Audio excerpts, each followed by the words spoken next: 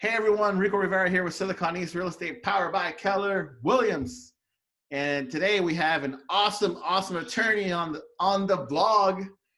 Here's my buddy Eric. Eric, introduce yourself, man. Tell us a little bit about yourself. So my name's Eric Meyer. I'm a partner. I'm the managing partner of Meyer Law Offices. Have a practice here in the Sacramento area with my wife. She's my partner, and yeah, we do estate planning, civil litigation, personal injury, and thanks, dude. Thanks for having me on, man. Yeah, for sure, man. And how long have you guys been in the business? Oh man, so I've been an attorney for I think was it close to 12 years now? Is what yeah 12 years. And you're right here in the Sacramento area, West Sacramento, right? Yeah. Our office is in West Sacramento. We service clients all over the area, all over the Sacramento area. Awesome, man. Awesome. So listen, I'm one of your clients. I refer to you all the time as an attorney. And today we're going to talk about probate because it's a big deal in real estate. It's a big deal in general. And honestly, I feel like people just don't get it. Like they have no clue. They really don't. Yeah, no, it's so people have this misconception about things, about how difficult it really is when you pass away. So yeah, no, I'm excited to have this conversation with you. So let's talk about that real quick. So I want to say now it's been 2 years since I personally created the living trust that I have that was created by you guys, which I thank you for that. And I want to remind everyone what a blessing and how much weight came off my shoulders. That's good to hear. That's good when to I hear. when I had that document. I mean, I have 2 daughters, man. I love my kids, and I'm sure you out there, you love your kids too.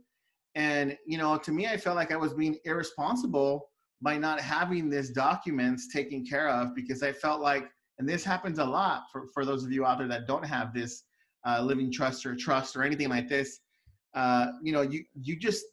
People don't think you're going to die ever, or people just, it's such a nasty, weird stigma that you don't want to talk about. Yeah, well, no one wants to talk about their own death, man. I mean, I don't want to talk about my own death, right? But it's a part of adulting. And as we grow up, right, we've got these responsibilities, and especially, yeah, like you said, like for those of us, I've got young kids as well, younger than yours, but it's a part of growing up, and it's a part of making sure, that you have your affairs in order. And I tell people, you're not doing it just for them as well, because you have to do it for yourself. I tell people when it comes to probate, but kind of beyond that spectrum, just like you said, we did your trust for you. And I remember sitting down with you and Tanya and telling you guys this, that there's having that plan in place is more than just, well, when I die, I want everything to go to my daughters. It goes beyond that. And because it really goes, I tell people, it's just as important to have the estate plan in place for while you're alive. Mm-hmm. Because while you're alive, something can happen to you in the form of incapacity, whether it's, as simple as a car accident. It could come in the form of a stroke, a heart attack, whatever the case may be. And it's having those documents in place so that then, whether it's your wife or a child or another close, family member or friend, can help take care of you, right? Your finances, your medical decisions. In today's day and age, I mean, especially look in today's day with COVID going on, it's so hard now for family members to now dictate your family, your health care, right? If something's wrong. Let's talk about that, because that's a huge one, because COVID is going on. And yeah. I had no idea before I spoke to you and sat down with you that if I don't have this written down somewhere and it's a legal document, that, if I'm hurt, my wife can't make decisions for me. The doctor can't share my files with her. Like I had no idea. I thought you're married, that's not true. Yeah, the HIPAA laws here in the U.S. are so strong, so stringent, they can't share that information. I just want to share one quick war story, because I had a client once that it was really sad. It really touched me, because I've known this guy since I was in elementary school, but I got a call one day from his wife. He was involved in a car accident, and he actually walked away from the car accident, but he ended up having some internal injuries, and a couple of weeks later, next thing you know, he's in a coma.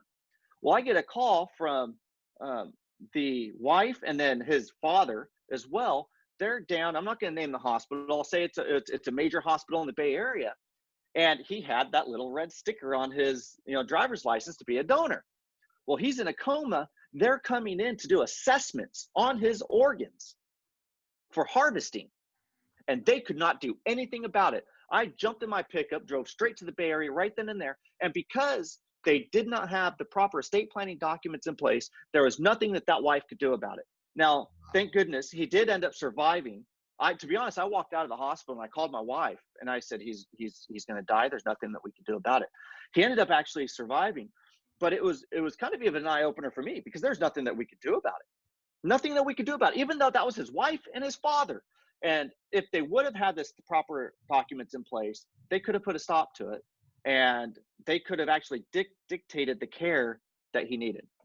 Dude, that is such a big deal. Like I said, man, people don't know. I hope you guys out there are listening to this.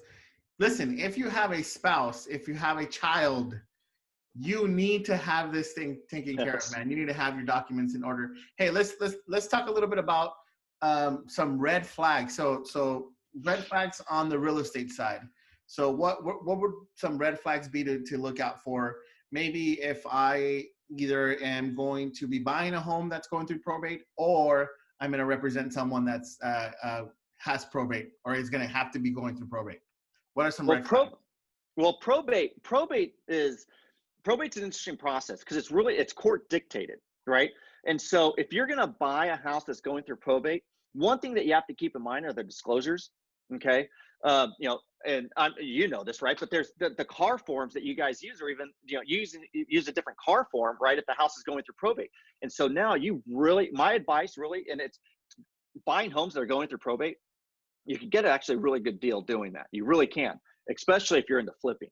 But be very careful when you're going through and doing your inspections, because the administrator of the estate does not have a duty to disclose things because they don't know, right? It's not like the homeowner who's lived in there, 5, 10, 20 years.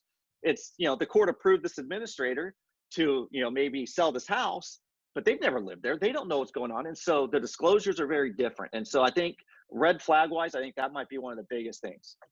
All right. And then here's another question. How do we set the right expectation for a buyer or a seller? I think first off is you got to let them know that you're not going to have just oftentimes not have just a 30-day escrow. Okay. Sometimes you can, sometimes you don't. There's different, the laws, it depends on what authority the administrator has. Sometimes the court has to approve it, the sale. Sometimes they don't. And so a lot of times it has to do with just timing, especially in today's day and age, because probates, we're still just kind of, getting into this whole coronavirus pandemic stuff, and the courts, everything right now, like if you're in Sacramento, things have really slowed down a lot. But now the probate courts, we're still appearing in court, but via Zoom. And so, I can still go to court and I'm just appearing via Zoom, just, like this here with the judge, which is, still pretty cool, but the timing wise it throws things off. Very cool, man. So listen, if you don't have your documents in order, you need to give my boy a call. Hit him up. He's going to take your calls. Now, are you doing what you used to do for me and my clients? The 15-minute consultations for free. Are you still doing that? Yeah. Oh, yeah. You can call our office. You can go to our website. It's meyerlawoffices.com, MEYER. Law offices is plural. There's a button right on there. You can schedule a 15-minute call with us, all free of charge. Just, get some information. Some people, look, do you want a will? Do you need a trust, power of attorney? Well, we can explain that all to you free of charge, not a big deal. And I'm not going to give you some sales pitch, no pressure. Just, I do this because I want to help people.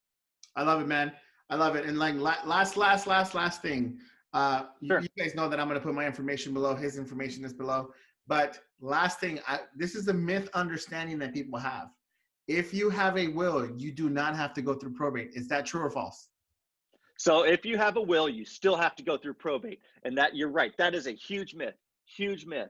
And so, yeah, it's, and I'm more than happy to sit down with, anybody and sit down and talk to you and kind of educate. Just one thing I love to do is just educate you. I want you to understand, I don't want you to do it because some lawyer told you to do it. I want you to know why you're doing it.